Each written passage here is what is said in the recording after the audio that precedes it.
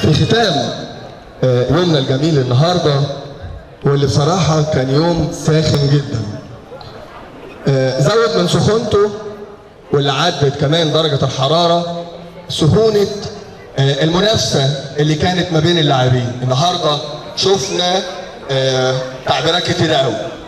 النهارده شفنا العرق، شفنا الصراخ، شفنا الألم، شفنا دموع من بعض المتسابقين أو المتسابقات، لكن كان فوق ده وده شفنا الإصرار والحماس. الايفنت النهارده بصراحة أنا شايفه إن كان حاجة مشرفة لبورسعيد كلها، مش لشركة ستايل بس، وعشان كده أنا قاعد من الصبح وحبيت إن أنا أشارك بحاجة بسيطة حتى ولو أنا أكون بقدم الجوائز. بنشكر القائمين على الايفنت، ولسه هيكون لنا كلام معاهم كتير، لان انا عارف ان كل اللي قاعدين تقريبا ما يعرفوش او ما شافوش غير اللي حصل قدامهم، ما يعرفوش ان اللي حصل النهارده كان وراه عرق وتعب ومجهود ناس كتير، كانت اكتر اعتقد من اسبوع او اسبوعين فاتوا. يمكن في ناس بدأوا من فترة طويلة، لكن لا نعرفه متأكد منه ان في اخر 3 أو 4 ايام الناس كلها كانت تعبانة في ستايل بلازا. النهاردة إدارة شركة ستايل وستايل بلازا بيكرموا مجموعة من الناشئين اللي فازوا في منطقة أو في بطولة منطقة بورسعيد للسكواش، واللي بيتدربوا هنا، وده تكريم من إدارة شركة ستايل بلازا. طبعا الأستاذ محمد جابر رئيس مجلس الإدارة، معانا المهندس علي جابر نائب رئيس مجلس الإدارة، والأستاذة رانيا محمد جابر مدير المركز الرياضي بالنورس. أول لاعب عندنا هيكون اللاعب أو اللاعبة جنة إيهاب البدري، ودي فازت بالمركز الأول تحت 11 سنة. عايزين يعني تحية تسقيف. جنة فازت بالمركز الأول. يا جنة تعالي الصور يا جنة. نجرة بقى وارفعي كاس، اقف كده وارفعي كاس.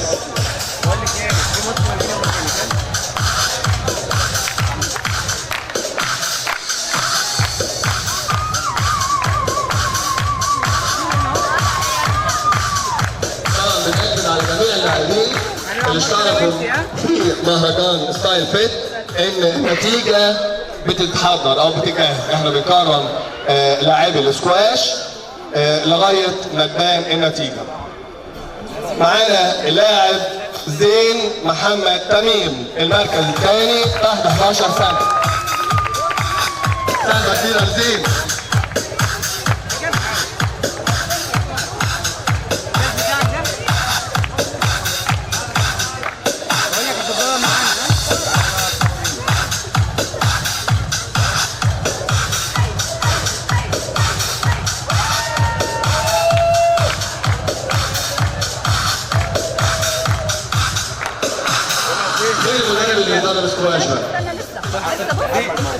فين مدربه؟ طيب مش تيجي تقف معاهم كده؟ المدربين اللي بيدربوا سكواش ستايل بلازا. كابتن محمد، ايوه.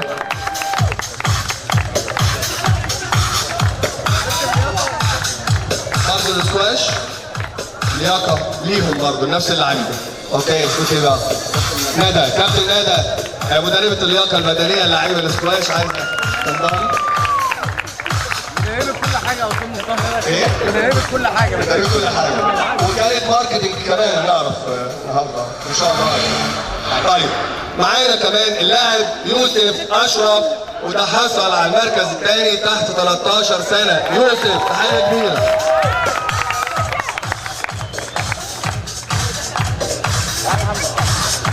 كلنا تحيه يوسف.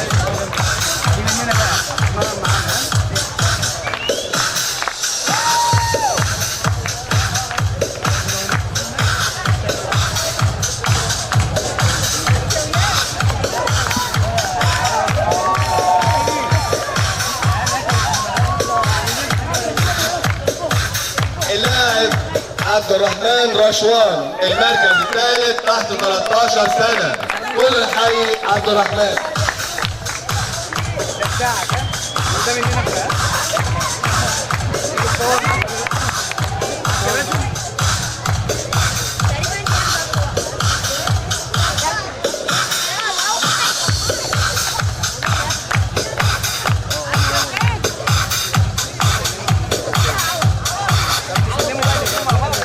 اللاعب زياد فارس هو ليه تكريمين مش تكريم واحد. هو حصل على المركز الثاني تحت 17 سنة والمركز الثاني تحت 19 سنة. تحية كبيرة لزياد.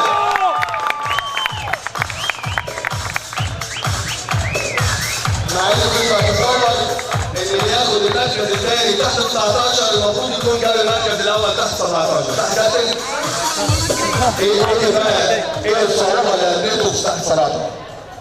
طبعا زياد انا مقصر معاه شخصيا، هو اخويا مبدئيا وانا اول واحد مقصر معاه. كل يوم يجي لي يقول لي بعد التمرين انا عايز اتمرن، بس انا ببرر الناس اللي عندي الاشباه وبهمله بصراحه، بكون على اخر اليوم ميت بس ان شاء الله البطوله الجايه نكون اتمرن وجاب اول 17 و 19 ان شاء الله.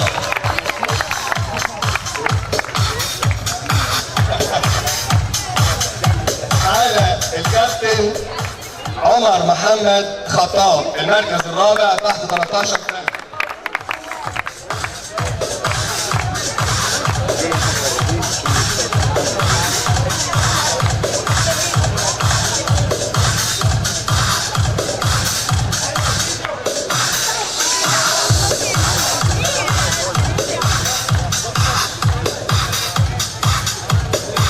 طبعا بنشكر باقي اللاعبين واللاعبات اللي اشتركوا في المسابقه، حتى لو ما حققوش نتائج احنا لسه صغيرين وان شاء الله اللي جاي احسن وبالخبرات هنكون افضل وافضل وهنحقق نتائج افضل ان شاء الله. اللاعبه حبيبه محمد.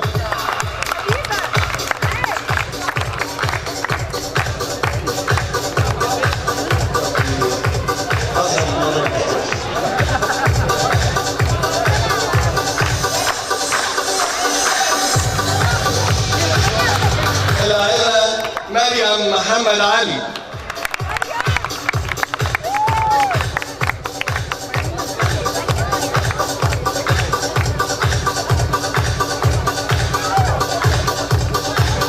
اللاعبة مريم معتز.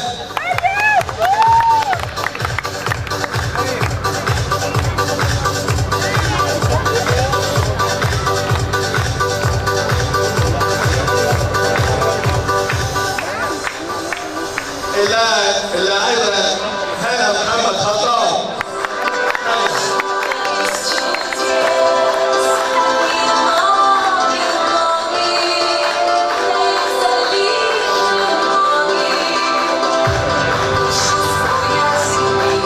تحية كبيرة لكل اللاعبين اللي شاركوا في بطولة الاسكواش. اتفضلوا ناخد صورة تذكارية مع المهندس علي والاستاذه رانيا والكباتن بتوعكم، صوره تذكاريه تجمعكم.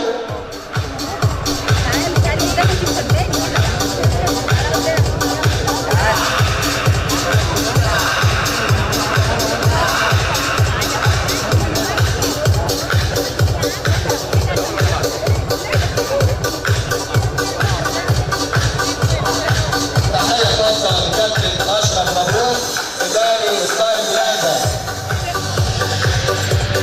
كل الحي كباتن ولاعيبي الاسكواش الابطال كل الحي.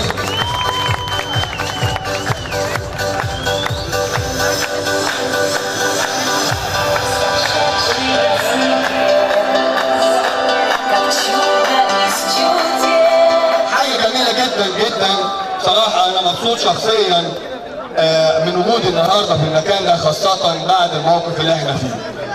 حاجه جميله ان يكون مركز رياضي خاص مش نادي ويكرم اللاعبين اللي بيتدربوا عنده. هو مش لاعبينه يعني مش بتوعه مش باسمه، لكن هم بيتدربوا عنده وبرغم كده كرمهم وما شاء الله شباب وبنات زي الورد. اولياء الامور اتفضلوا جنب برضه صوره جماعيه معاهم. تعالوا تعالوا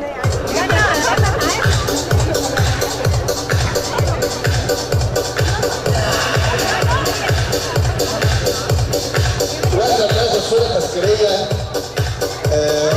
صديقي الباشمهندس علي واقف جنبي هو بيهرب من اول اليوم، فعايز اعرف منه احساسه النهارده بعد ما نجح اليوم او بعد نجاح اليوم، خاصه ان الفتره اللي فاتت كان مشدود، كان نفسه يطلع حاجه كويسه جدا النهارده، وعشان كده تقريبا كان متواجد معظم اليوم. عايزين نعرف احساسك يا باشمهندس وانت بتكرم الناشئين اللي موجودين عندك الى جانب طبعا اليوم الجميل اللي عدى النهارده. والله النهارده الواحد مبسوط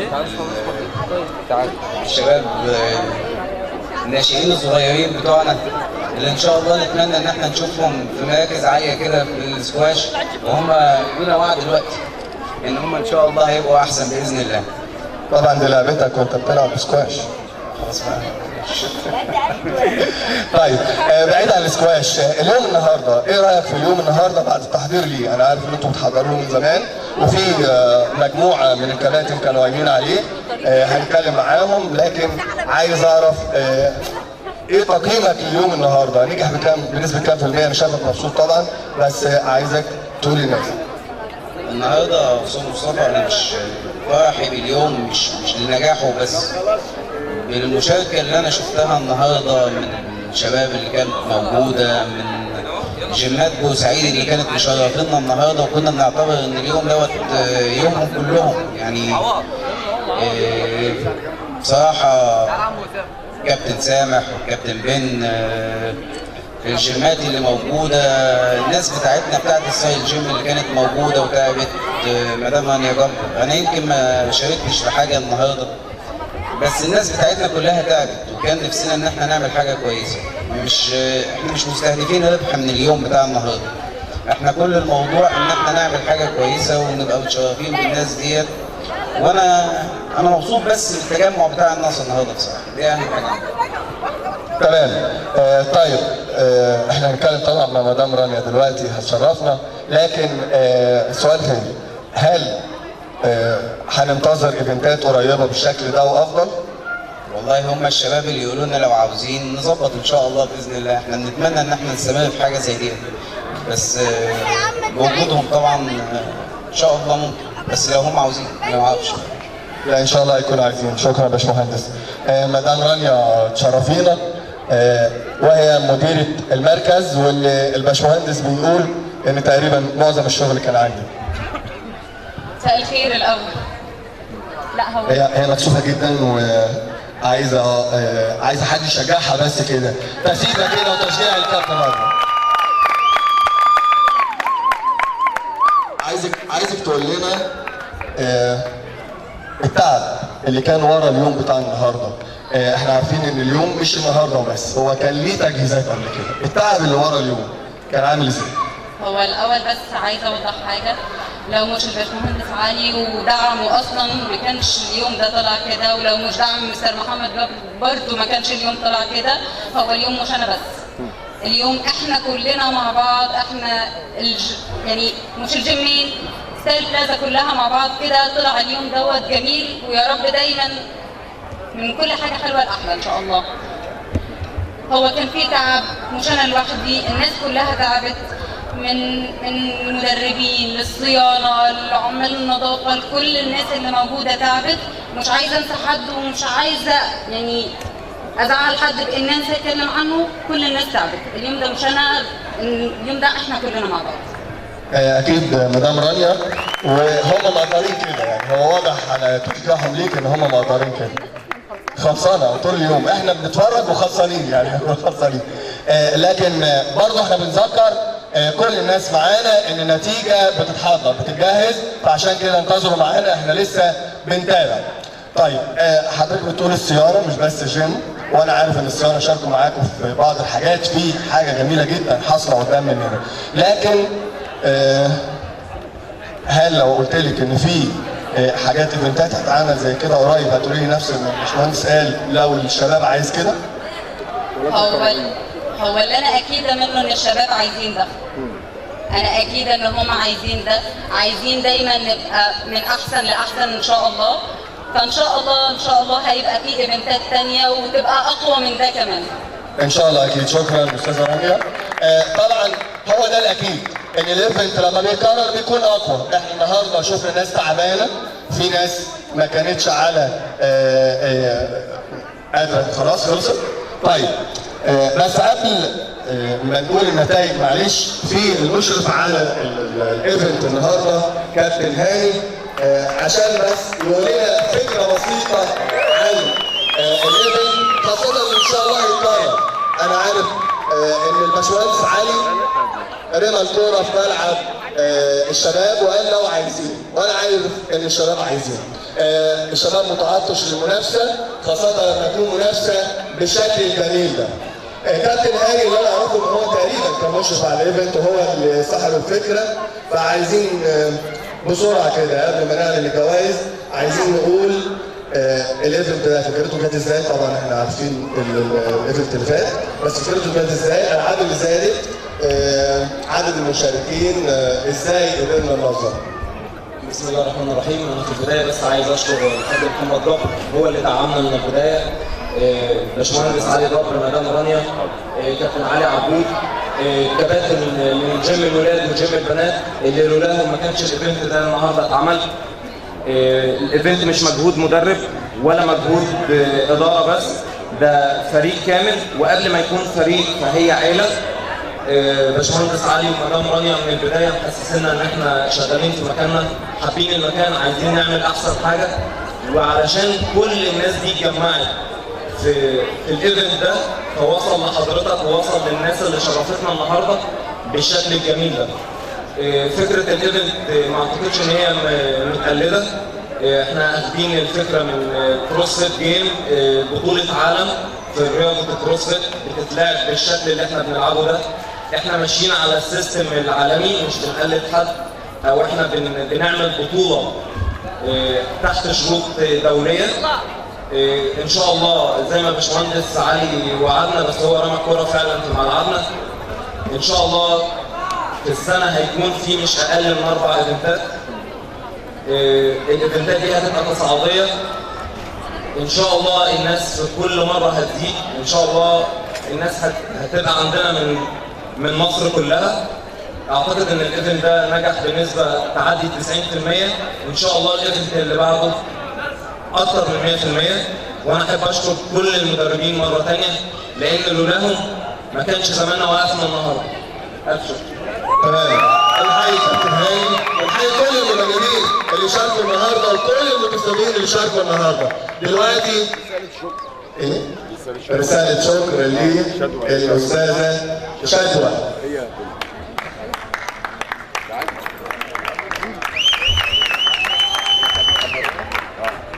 في النهاية نتوجه بالشكر والتقدير لكل من قام على نجاح أول ستايل فيك ايفنت سيزون 1، وعلى رأسهم مستر محمد جاب رئيس مجلس إدارة ستايل النادي الكندي، مستر علي جاب، مستر محمد ثروت، مدام إيمان جاب، مدام رانيا جاب، مستر محمد جاب، كابتن علي عبود، مستر حسام نجم. وشكر خاص من إدارة ستايل بلازا للجنة التحكيم، وبالأخص كابتن بيل، كابتن دينيس، كابتن سامح. وشكر خاص لجلسة العلاج الطبيعي دكتور محمد السيد أبو العينين ودكتور نازل أبو العينين. وشكر للجيمات والنوادي المشاركة: جيم برو اكتف، جيم بادي فيت، جيم بلاك بال، جيم VIP، جيم فورما، ونادي بورفؤاد، ونادي البورسعيد، ونادي الرباط. وشكر لجميع اللاعبين القادمين من خارج بورسعيد. وشكر للشركات الراعية المتمثلة في بيبسي وباور هورس، وجميع أفراد مكتب إدارة ستايل بلازا والعاملين في ستايل جيم، والأعضاء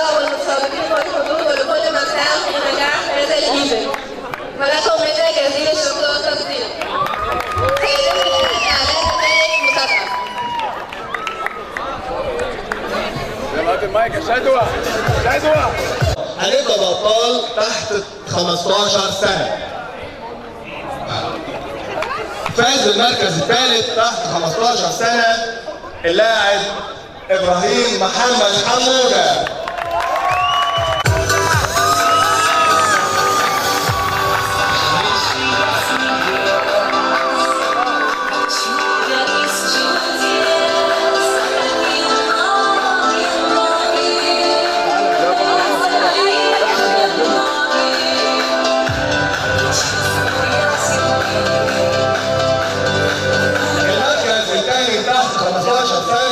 اللاعب زياد محمد ابو الحسن.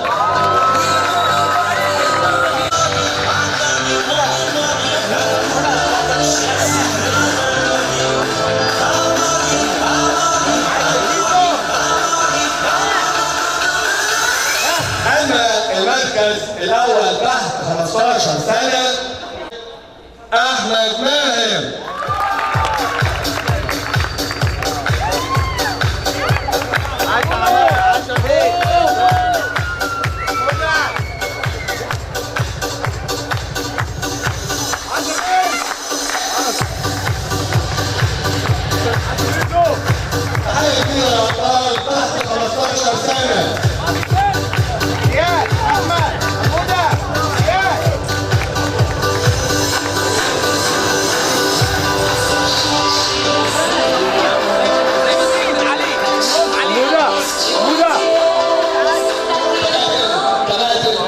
تبادل اتفضلوا صورة السرير بسرعة. كابتن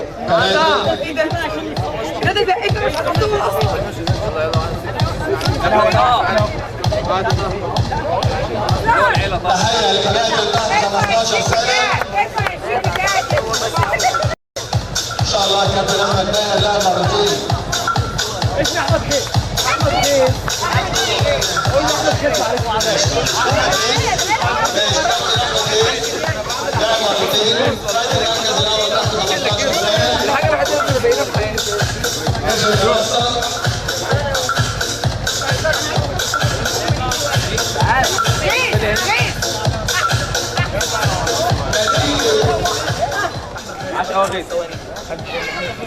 الانسان اتفضل بقى عشان بيجهز وطرائق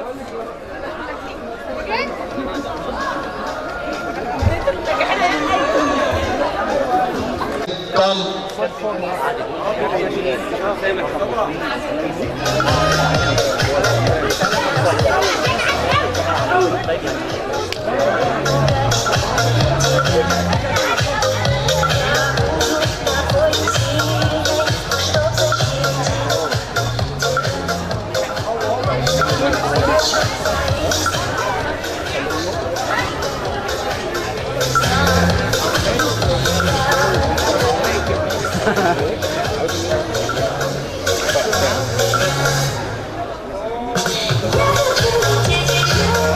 مستر بين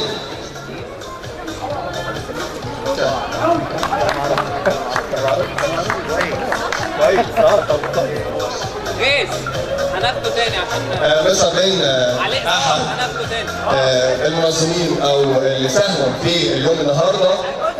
بنحب نخليه يقول كلمه ونتكلم عربي كويس.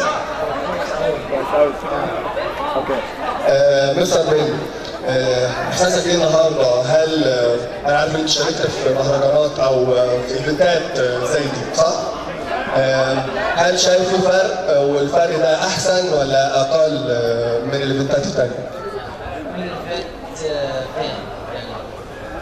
انت كويس بس انت طلعت مش كويس ولا حاجه. اوكي. النهارده في الايفنت بتاع النهارده انت شاركت في ايفنتات سابقه صح؟ اليوم النهارده افضل ولا اسوء من اللي قبل كده؟ يعني هو احسن. احسن؟ قول الحقيقه.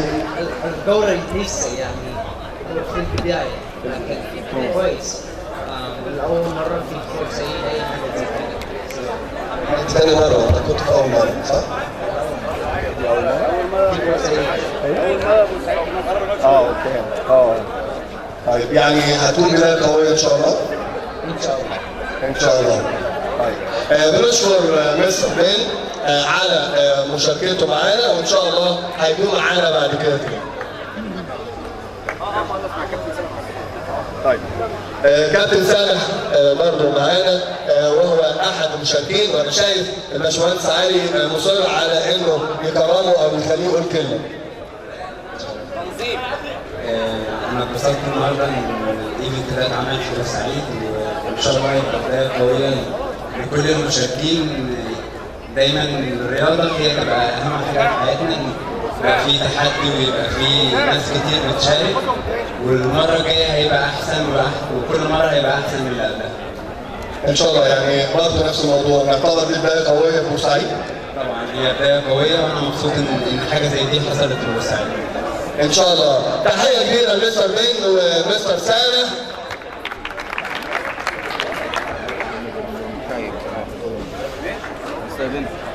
تكريم بس.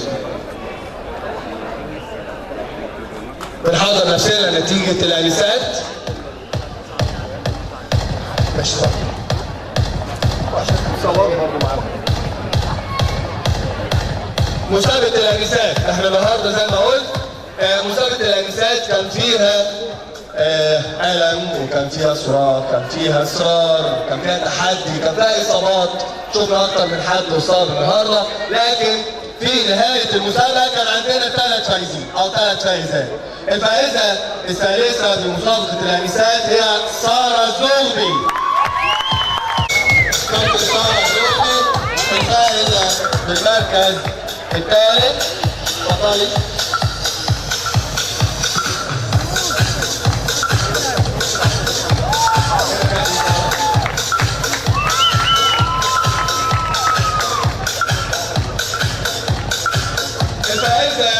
بالمركز الثاني في مسابقة الآنسات الكابتن فاطمة العالمي.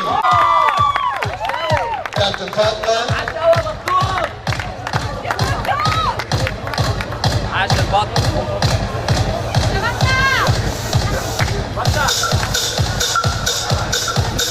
أما الفائزة بالمركز هي الكابتن يارا حمزة.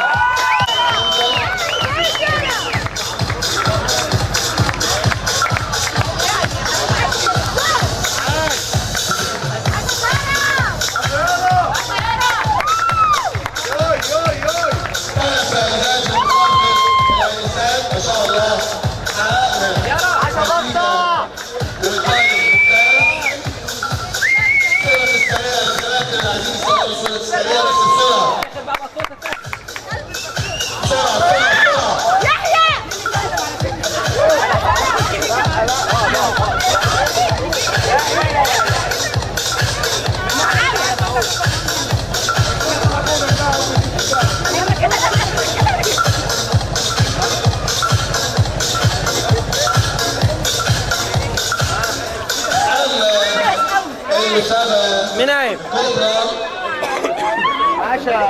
عندنا النهارده هي مسابقة شباب أو رجال فوق 15 سنة. كانت مسابقة قوية بالفعل، شفنا نتائج جميلة جدا فيها، شفنا إصرار، شفنا عزيمة، شفنا كباتن ما قدرتش تكمل، لكن برضه كان عندنا 3 فايزين.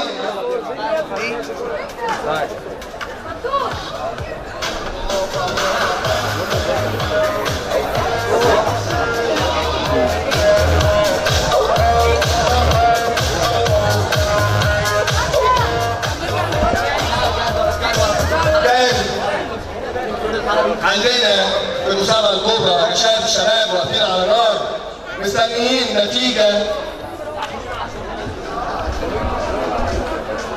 اللي تقريبا طلعت من أكثر من 50 متسابق.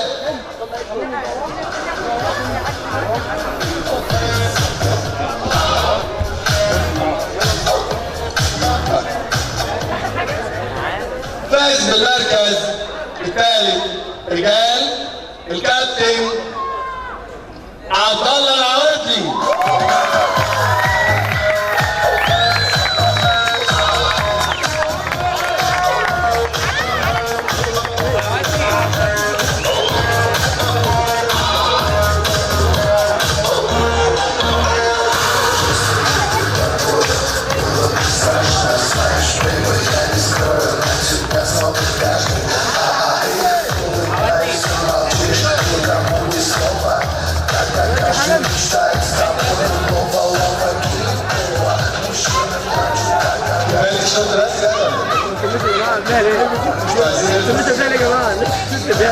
السبونسر بتاعنا مشروع باور هورس هنجيب شغل كله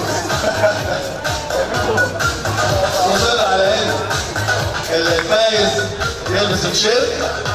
طيب لما كنتوا تقولوا له بقى معلش اوكي ماشي.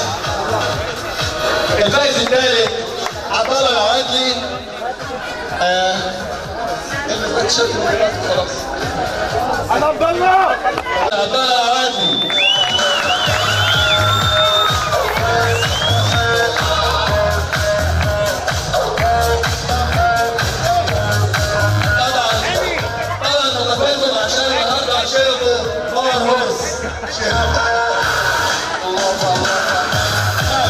الفايز الثاني معانا منتظر بقاله فترة طويلة قوي. الفايز الثاني معانا استعدوا بس عشان ما نغلطش في حد. الفايز الثاني الكابتن عبد الله الحوت.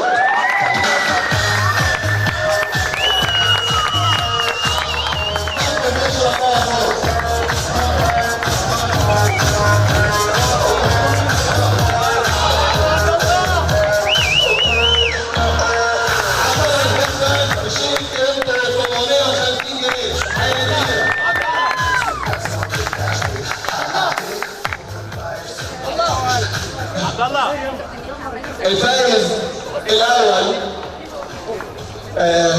من قبل الايفنت وانا عمال بسعى بيقولوا لي ده كاس عالم في كاراتيه ده نحقق مش عارف ارقام قياسيه ولا ايه؟ اشاعه؟ ماشي عمال بيتكلموا عليه كتير وليه مش عارف ضربات وليه ناس وبيدربهم وبيعد. الفائز الاول معانا هو الكابتن يحيى عبد المنعم الخميسي.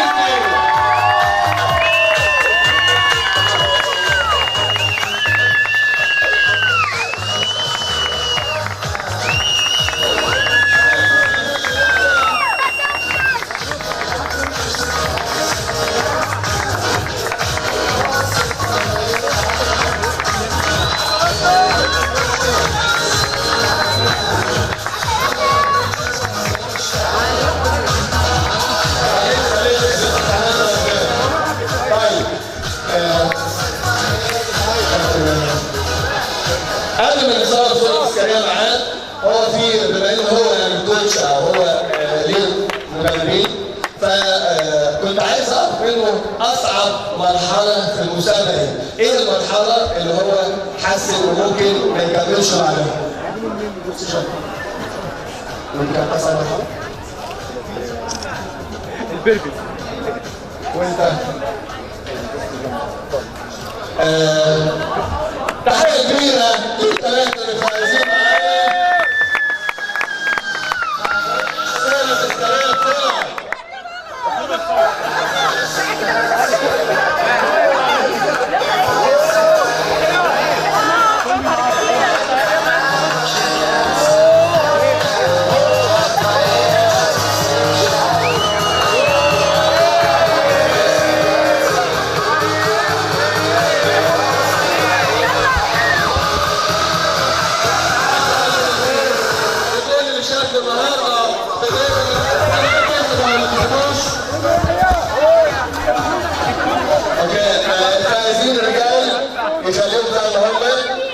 فايزين الرجال يخلوك زي ما هم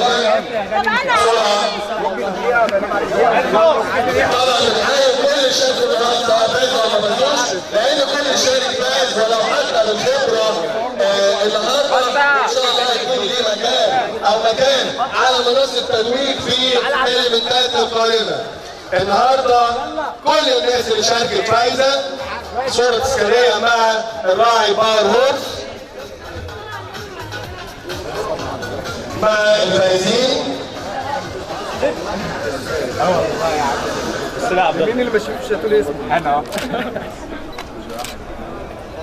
شكرا. تمام.